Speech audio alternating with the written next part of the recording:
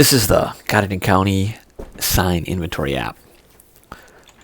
In this app, you can do a lot of basic functions, some query and analysis, identify your different signs, and look at some other information here as well.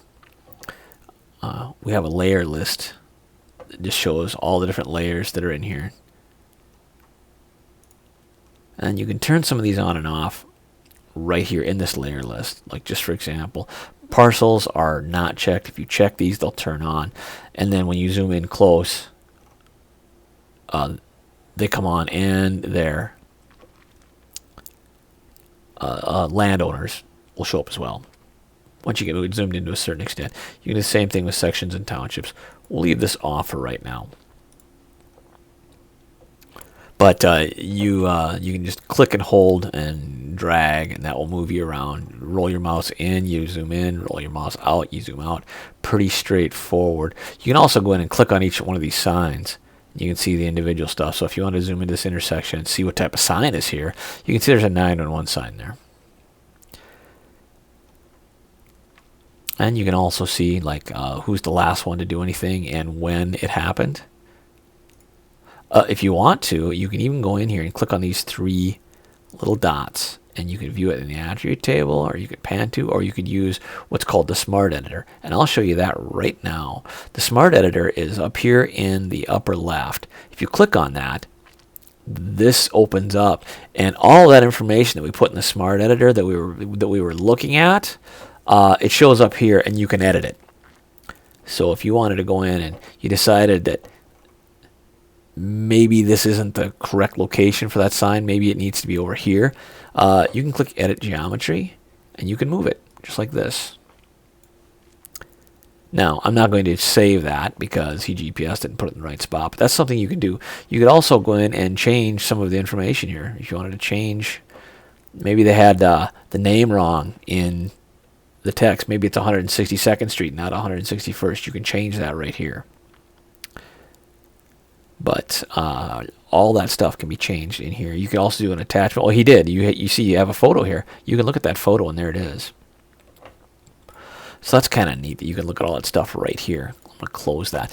You see when I close that, it went right back to where it was because I didn't click the Save button. But if you wanted to add a new sign, you could click the Sign button, and you could come out and you could add a new sign out here if you wanted to, a sign or a pole. So it's really easy to do. You just click the pole, and you come over here. You can even hit your control, and you could snap to that sign because obviously the pole is right next to the sign. So you could add it right on top of it if you wanted to, or you could move it right here and populate it with a bunch of information and hit Save, and that'll save a new pole there. Once again, I'm going to close this because I don't want to mess with your stuff. But using the Smart Editor is really easy. Also a measurement tool. If you wanted to do measurements, you could measure distance. So if you wanted to just do a measurement from here over to the pole, you can see this is in miles. We'll change that to feet. You can see that he's about 20 feet off the middle of the road. And if you double click that, it'll leave that up there, and it'll show you the distance. You can also measure like this, so you can get the perimeter of something.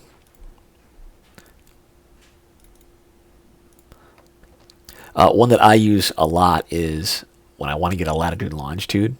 If I want to give a lat long to someone else, you can click on the location button, and you can get a lat long of this. Let's do that one more time.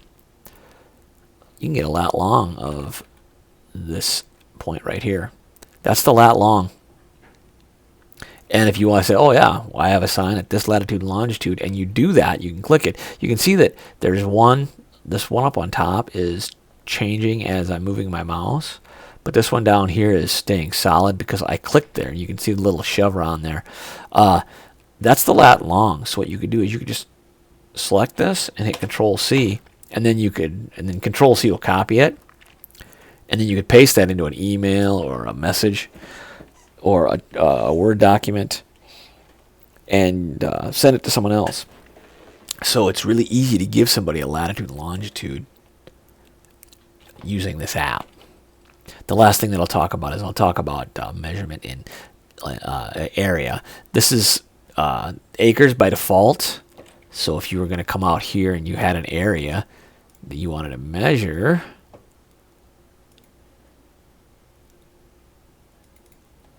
you can see that this is a 5-acre stretch, or we can clear that. Well, that's not letting me clear. But even if you wanted to get a rough area of this slough on this side of the road. Now wait, I'm going to clear and do it one more time. Oh man, this thing's really acting weird. Let's do this. I'm going to open this up and try and just get rid of that altogether, and then come back and do an area. And just reset the whole thing. So if I wanted to just roughly get the area of the sloughy part here.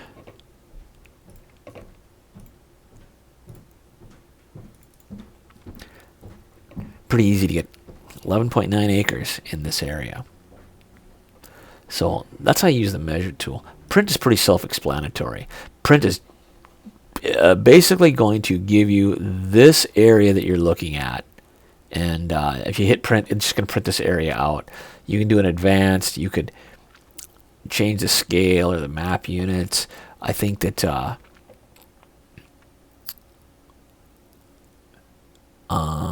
you could change it and force the scale, or you could show the map extent. There's some just different stuff you can do here. Honestly, Rick, what I find is if you want to grab something off the screen, the best way to do it is to hold Shift, Windows, and S. And you see up here, this little thing changes. All that means is the snippet tool's been engaged. So if I wanted to grab this, I just do this. Drag a box around the area that I wanted to show. And that's going to copy to my clipboard. And then I'll bring up an email quick. So if I'm trying to convey to you what I want, an area that I want to show you, then I can just come over here into my document, just Control V, which is paste, and that's just going to put that right in there. And then I could even come down here a little bit and say, this is the area. So easy. Using the snippet tool is the best, and that's going to give them a snippet of your window that you're looking at. So this is really slick.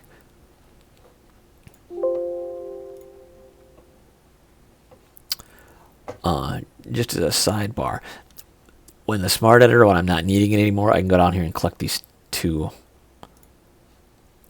little triangles, and that'll move it back, give you a little more real estate on your map here. We'll go back to the measurement now. Just clear the measurement results to get rid of that. The last thing that I want to show you is how to do a query. One of the things that you had talked about was trying to figure out the number of yield signs that you have. And the way to do that is to do a query on a table. Now I want to see right down here. See how we got this little black, it looks like a button with a little up arrow on it. Click right there, and that's going to bring up the table. And we have three options in the table. As you can see, we have Codington base data for parcels. You can query out parcels if you need to. We have the polls, and we have the signs. And lots of stuff in here. You know better than I do what your database looks like. But style is where I found you're probably going to want to do your query for when you query out your yield signs. So I'll show you how to do that quick. Once we do that, we make sure that our signs tab is active. And then you go to Options, Filter. That's going to give you a filter box that shows up. So the next thing that we do here is we add an expression. So I'm going to click Add Expression, and we need to set up what our query expression is. So we'll click the down arrow right here. The default is usually Object ID, but we'll go click the down arrow and we'll go down to Style. Okay, and here it says is. Now you can change this to a lot of stuff, is or starts with or ends with or any of this stuff. But what I find is generally is works pretty well, because when you click is, you can come over here to the right and you can see there's a down arrow right here. So when I click this, this is going to give me every sign that's in your database. So you can just pick it. which works really well. You don't have to get cute or try to remember what you called it, yield sign. You don't have to remember if you did it in all caps or if it was case sensitive. You just click the down arrow and all your stuff is here. So we can do stop signs, we can do yield signs, and that works pretty well how to do that. So if you just do yield and hit OK, what you're going to see is a lot of your signs disappeared in your map. And it's only left you with the yield signs that are out there. And when we look right down here in the left-hand corner, lower left, 142 features selected. So that's the number of yield signs that you have in your database. We can go back up here to options. I'm going to go back to filter. Like I said, that was adding an expression. In order to get rid of this expression, here, let me just look at this. See, I'd like to be able to just clear the selection, but you can't do that because this is just filtering it out. So we'll go back and we'll go to options, filter, and in order to get rid of this expression, we can just hit the X. If we do that and hit OK, now all your signs come back again. So you get the full database. There's 2,207 features you have. But I want to go back and show you one more thing. Filter.